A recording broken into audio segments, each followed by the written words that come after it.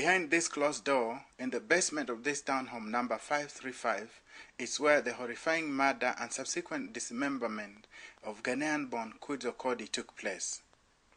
And even though the cameras have left to chase after more fresh breaking news, behind the closed curtain sits the parents of Alex Kinyua, the young man who allegedly committed the murder and later on, in a ritualistic manner, ingested the victim's hearts and brain.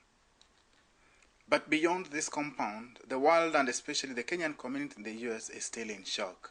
When I heard that there was a Kenyan boy who killed and ate his friend's body parts, I was in outrage and disbelief and somewhat angry. I was in shock, and I know everybody else who is a Kenyan here was in shock. But as it is always the case with such horrifying actions by human beings who are expected to behave a little better than animals, shock is quickly replaced by anger, disappointment, and a strong sense of frustration. It's so painful just to hear like the name, it's a Kenyan, it's a young person, and then the next thing to hear is a Kenyan is such a great shame. For those who knew young Alexander Kinyua and his family, like Mr. Karanja Mwaura of Baltimore, Maryland, the feeling is indescribable, but definitely one of shock and even self-recrimination, especially considering the fact that young Alex could have been anybody's son. It was a big shock. Nobody would have expected anything like that. This is something you read in the news. This is something you see in horror movies. It is not something that you expect, least of all from people that you know.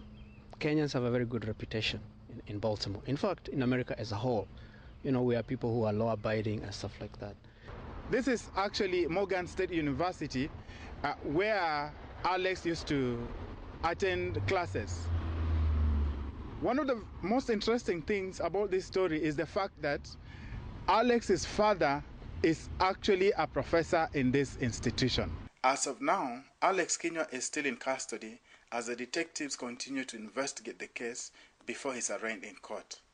But as the Kenyan community in the US come to terms with this horror perpetrated by one of their own, the disturbing reality is the revelation that the young man exhibited signs of mental duress and nobody acted upon these signs. In this case, this guy was always by himself, and then we are seeing and getting reports that he might be involved in a cult. That should have told you it's not turning out to be good. This has been a big wake-up call. Chris Wamalwa for KTN in the US.